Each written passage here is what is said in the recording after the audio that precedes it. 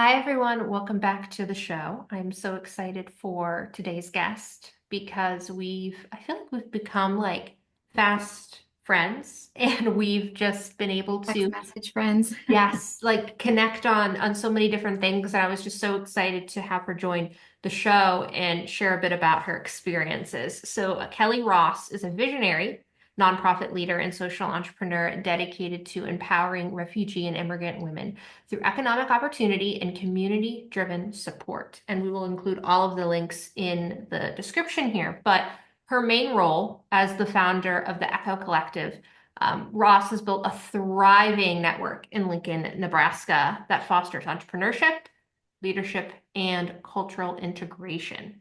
Now, they've done so many amazing things, around business education, professional mentorship. We're going to hear all about that. But the other really exciting part is that not only did Kelly have a 2023 Inspire Founders Award that we'll ask her about as well, but she is part of the 2024 through 2025 Obama Foundation Leaders USA program.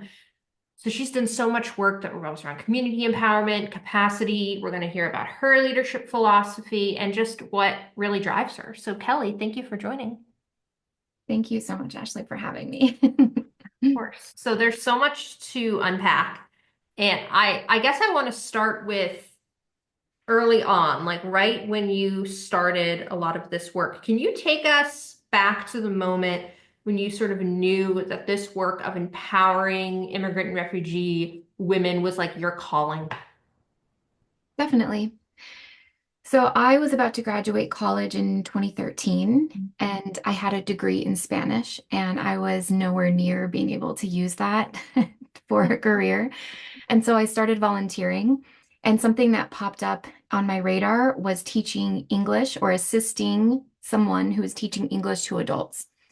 And so I remember I was so nervous when I walked in that first day because I'd never spoken to or really been in the same space as women from a lot of these countries.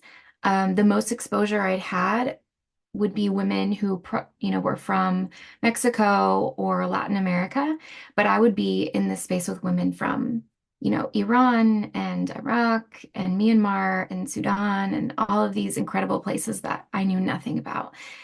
And so I thought, what do I say and what do I wear and how do I interact with them and how do I make them feel welcome? And I had all of these insecurities going into it. So then I go in the first day and I sit down next to a woman wearing a hijab. And I had never even, I think, been in the same room as a woman wearing a hijab up to that point, which is shocking, but we get in our bubbles. So I sat down next to her and I looked over at her and she was shy and I was shy. And I just kind of said, hi. And she said, hi back. And from that moment, I started teaching English as a second language to adults. And I found myself in a lot of different roles that surrounded women who were trying to, belong in Lincoln, Nebraska. And and from that, I saw the incredible impact that I could have just from being a Nebraska girl that was born and raised here and knew the rules of the road. And so from that moment on, I haven't been able to stop. Oh, wow. I love that so much. And you're right. We get in our own bubbles. Like sometimes we don't understand how much of a bubble we are in until we have an experience like that you had talked about. So tell us about how you created your organization. Like Mhm. what was that process? How did that look like? Yeah, so in 2019, I approached a good friend and I said, I don't know what I'm doing in my life. I'm tired of working so much and not making any money. And, should I go back and get like my English as a or English language learner certification and teach K through 12 English to youth? And so I just didn't know what I wanted to do. And she looked at me and she goes, don't do that. You would not thrive in that situation. I'm like, oh, well, that's good to know that she thinks I couldn't do that. She said, here's the deal. How about you intern with me at my nonprofit and I'll teach you everything I know. And then after a year, you can just be the executive director. And I said, well, that's a very strange career path. I think we're skipping some crucial steps there. But okay, let's try it out. So then in 2019, I think this must have been in 2018, but I spent about a year with her, and her nonprofit was located in the Democratic Republic of Congo. And by that time, it was 10 years old. So it was, a well-oiled machine to the point where she was actually taking steps back from it. Like she had done what all of us should be doing and actually fixing the problem, right? So that your nonprofit becomes somewhat defunct, like you don't need it anymore. And so, really, all she was for at that point was capital infusion for different types of projects. And so, I learned everything that I needed to know about running a nonprofit at that scale. And then my idea was, well, I want to mimic the entrepreneurship programs they had in that nonprofit in the DRC and do something similar here. Because at the same time, one of my English students asked me, "Hey, Kelly, can you help me start a business?" And so those two things came together where I saw the transformative impact of entrepreneurship in women in the DRC and dreamed about what that could look like here. And then one of my students here asked me, "Hey, can you help me do it?" So in 2019, I started the program. We fundraised a little bit under her nonprofit. And then on one super hot day in August, she called me up and she said, I've been thinking about this and we're winding down and you have such a vision for this. And I just think you should start your own nonprofit." And I was like, so we hung up the phone after talking for like another hour. And I remember just like crying. And I still to this day don't know how to describe that experience, but I think it was getting kicked out of the nest type of a feeling where I'm just overwhelmed a little bit about what I was going to have to do. But she was the catalyst for me, not only being exposed to the power of entrepreneurship, but also someone just saying, "Hey, if you want to do this, you need to do it your way."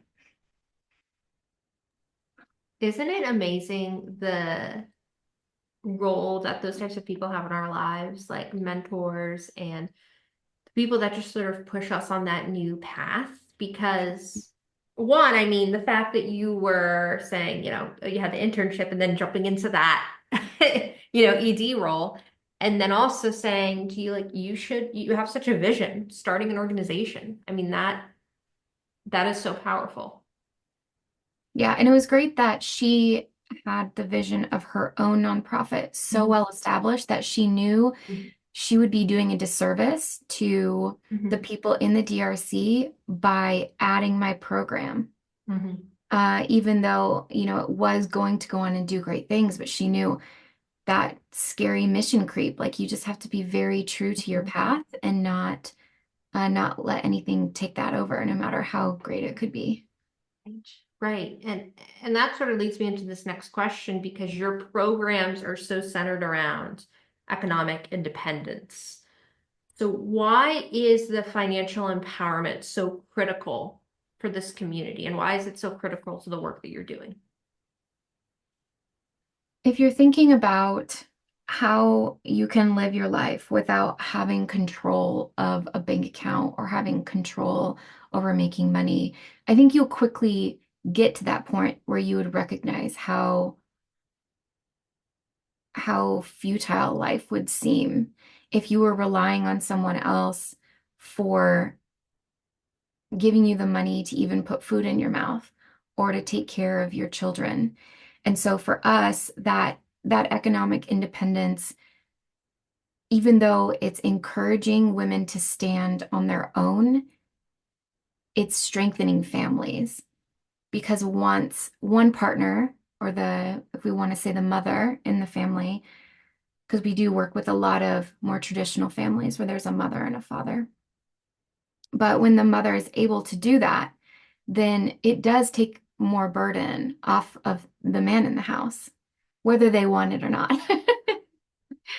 And so a lot of people think, especially if they're coming from a traditional viewpoint, why are you encouraging a woman to be in spaces that she shouldn't be in because that's going to harm the family dynamic.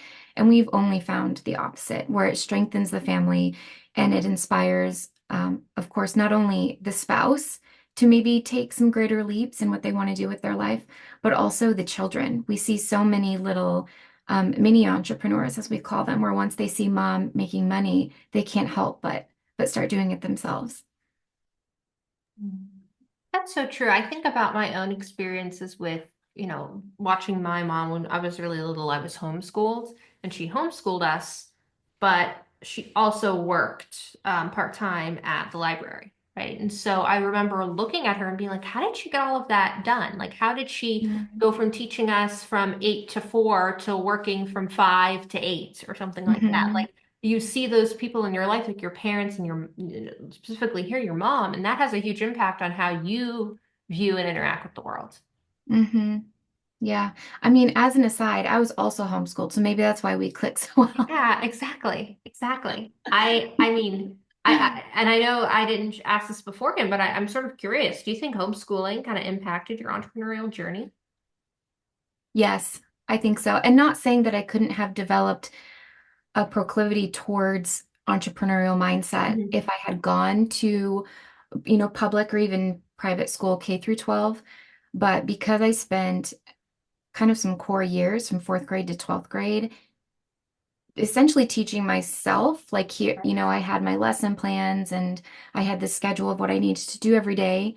And I could ask my mom questions, but it was my job to get the work done and to go through the workbooks and to read the textbooks and do everything I needed to do, because back in those days we had textbooks, Yes. That's so true. handwriting things like all of our assignments. Yes. Um, yeah, but it forced me, if I wanted to know the answer, I had to go find it. Mm, I couldn't really, of course, I could ask my mom, but she would just tell me, it's in the book, yeah. look for it. And then if you still can't find it, come back. And I could always find it, like when she told me Yes. that. So it Yes. trained me to always be looking for those answers and to be a little more independent with where I was going and where I wanted to go. Do you feel the same way? I feel the same way. Like I feel like just in like entrepreneurship, like you find a way, right? Mm, And it also, I think it's a curiosity component, right? I mean, like I could help. I could say if I wanted to write about the presidents or research more about this topic or that, I could do it, right? And it fueled my curiosity. Just like in the nonprofit space, when we get into this, we have a curiosity about like how can we help solve a problem?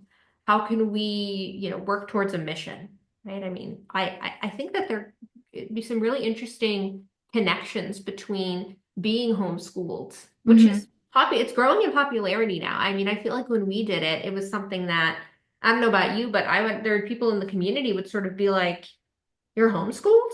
Like it was like very like it was an interesting thing. It was radical. Yes, Yeah. absolutely. But how Yeah, about you? and homeschooling typically was for a very specific demographic of Yeah. people. And now I think it's kind of jumped that. So it doesn't really fall within any when any with any religious background or, Mhm. even political party, or it's just really anyone, especially with the pandemic. I think Yes. people realized that it was now an option on the table and it fits for some families. Yes, absolutely. Absolutely. And I'm really curious if we could, continue to dive in on that because I think that could be a really interesting topic to sort of look into the Yeah. role that that has on us as entrepreneurs. But thinking about, the work that you do, and if you could talk a bit about the refinery, which I'm curious about our audience knowing more about, because you've had some really amazing impact stories there. So could you tell us a bit about what that is and then any success stories you've had? Yeah. So, the Refinery is our entrepreneurship program. We use a proprietary curriculum, a curriculum that I wrote, and the women advised, and some people on my team have also contributed to. And it covers 56 different topics. So, it's a highly comprehensive entrepreneurship curriculum. It's something that you can hold up to what's being taught in universities and colleges, and it definitely stands on its own. And we started in fall of 2020. And one of the core components of the refinery is in person. And so we were in person, really small groups. Still to this day, we have small groups, 5 or 6 women. Of course, we were masked back then. Um, but I found that, uh, not really a breakthrough. I think we all know this, but we thrive in community, truly. I mean, we're the healthiest when we have right relationships with each other. And so I wanted to have these classes with other women meeting together. And that's obviously become a lot easier since 2020. But a lot of people have encouraged me to take it online. And even though I value online learning and it definitely has a place, that's not where the refinery should be. And so we meet in person. There are 7 different modules, 56 different lessons. We've graduated 54 entrepreneurs since we launched about 4.5 years ago. And every single one of the women that we've graduated is a success story. And I always have a little bit of trouble sharing success stories because a lot of what constitutes their success is overcoming extreme obstacles that are quite personal that I know, but would be very intimate to share, like to the broad public. And so I can share some stories, but I have to leave quite a bit out. So you'll have to use your imagination to fill in some pieces because they're overcoming so much more than, the English language or making connections or understanding pricing. There's a lot going on societally and education wise that they're dealing with. And so I could share about, I always like to choose someone different with every time I talk publicly, but I'll talk about Cecilia. And she is foundational to Echo Collective because she was the student who asked me, hey, can you help me start a business? And at the time, she was living in a mobile home in a space where her boys, her 3 boys, which were very young at that point, they couldn't play outside. And her husband was working full time. And she was in my very first class. And the year after she graduated from my first class, her and her spouse were able to purchase a home with a big backyard for her boys to run around outside in. And then she's very talented in textiles. So like knitting, crocheting, tatting, macrame, weaving, anything where you're just like tying knots essentially over and over with all types of equipment. She's very good at. She can like you could show her something like a macrame wall hanging and she'll just make it like without a pattern. I know she's amazing. And so as soon as I could, I hired her. So she manages all of our textile programs, which makes up like 20% of what we do. The other 80% is entrepreneurship. And so, yeah, she's done so much in her time since she's been with us. And she's, taking certifications and she's joining leadership programs. And it's really exciting to see her development since that first moment when she asked me if I could help her start a business. That is absolutely incredible. And the fact that she's a part of your organization now. I mean, that's just uh, the journey for her, I'm sure, looking back at how impactful that was to being able to have and buy her first home to, you know, to this. I mean, that's amazing. Yeah, I'm so I'm Mhm. so happy for her and really it shows the power of community when you have people around you who are facing scary things and Mhm. walking towards them and then also supporting you in what you're doing. It really makes us unstoppable, Absolutely. truly. Absolutely. Absolutely. Now, oftentimes in interviews and things, people ask about like, lessons learned and all of that, and we'll get into that. But we often don't talk about some of the challenges in entrepreneurship. So I'm curious from your perspective, what are some challenges or things that you faced as you've been growing your organization? And like what does that look like? Like it's hard to grow a nonprofit organization, especially with COVID happening and now in the space we're in, lack of funding, all of these things. So can you talk to us a bit about any challenges you've had? Definitely. I think a lot of people think when you start a nonprofit, it is in like a different sphere of experience than starting your own business, but it's not. They're both businesses. They just have different revenue models. And so, I mean, on one hand, I've helped start or scale 54 businesses, for-profit businesses. And on the other hand, I've started a nonprofit business. And I will definitely say that maybe the grass is greener on the other side. I definitely acknowledge that. But sometimes I dream about having a for-profit business.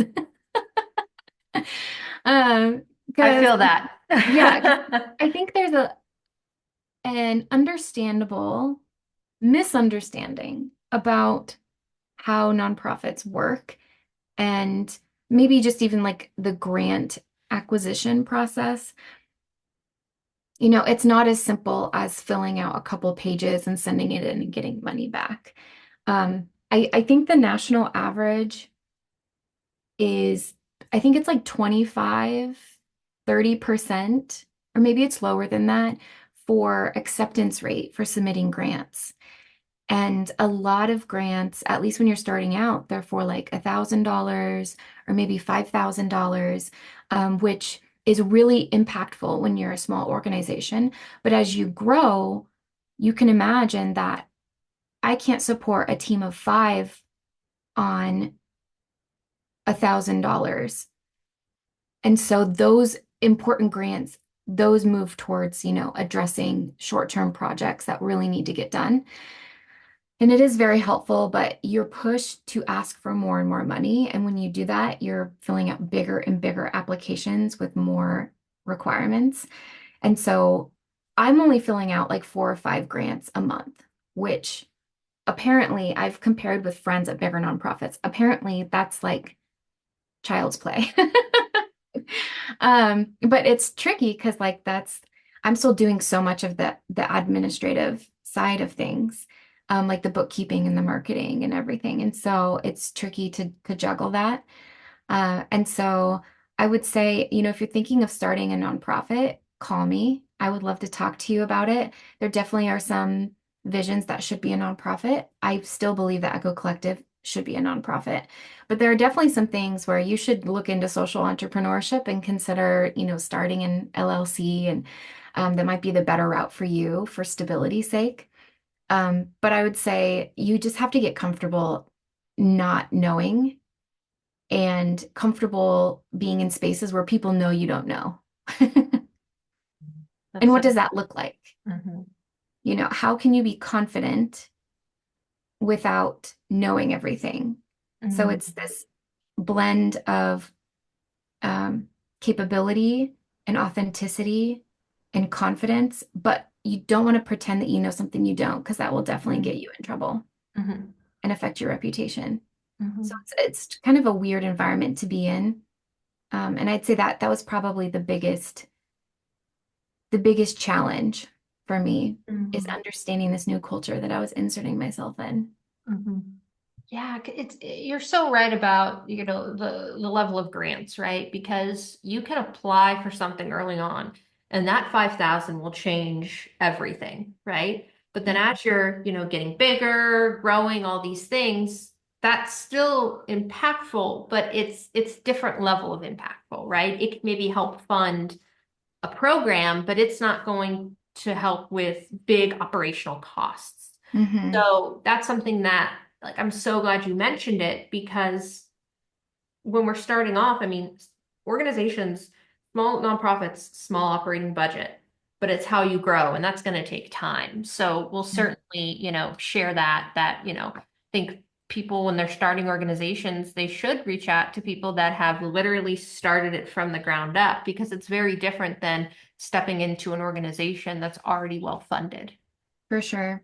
I think the rule of thumb that it takes 3 to 5 years for a business to make or break, I think that totally matches with the nonprofit world too. And that's a really long time because we're turning 5 this year, and I feel like we're on the cusp of being a fully functional nonprofit. And that's kind of a weird thing to say, but as I mentioned, I still do a lot that you don't find at traditional nonprofits. So I'm still pulling the strings and all these things that I would prefer to outsource. And so if once we can get to a point where the right people with the right skills are doing the right jobs, that's going to be amazing. And I'm hoping that will happen this year or next year. That is so exciting. That is so Mhm. exciting. My absolute favorite question to ask guests, and it's sometimes people don't know how to respond, but I'm excited for your answer. So we have the term for Queen Me about unleashing your inner queen. Hmm. So number one, what does unleashing your inner queen mean to you? And along with that, how do you unleash your inner queen? For me, for me, unleashing my inner queen means to live without fear. I was always a very fearful person. I was a fearful little girl. I was a fearful high schooler. I was always scared in college. And, yes, I was scared of spiders and the dark, but I was also scared of the unknown and what if I'm rejected and, all of these hypotheticals. And once I decided that I wasn't going to let fear run my life, that is when I was able to unleash my inner queen. And what was the second part of the question? Yeah, I mean, and you answered it. Like, what does it Okay, mean okay. to you, and I Yeah. love that. You're coming to your own, right? Like just like we talk about a pawn developing into a queen, right? That's Hmm. really about everyone's journey. And you mentioned that so well. Hmm. This is so wonderful. I so appreciate everything that you're doing. Now, if people want to get in touch with you, hear from you, what's the best way to do so? In regards to more information about Echo Collective, they can go to our website, echocollectivene.org, or visit us on Instagram. It's a little easier for me to catch messages there than on Facebook. But Instagram, our handle is echo.collective.ne. Thank you so much for taking the time for, connecting with me and I'm just so excited for people to continue to hear about everything that you're doing. Really, really grateful for your time. Thank you so much. Thank you. It's so cool what you do and like connecting women in this way. And yeah, it's an honor to be able to talk with you. Thank you so much.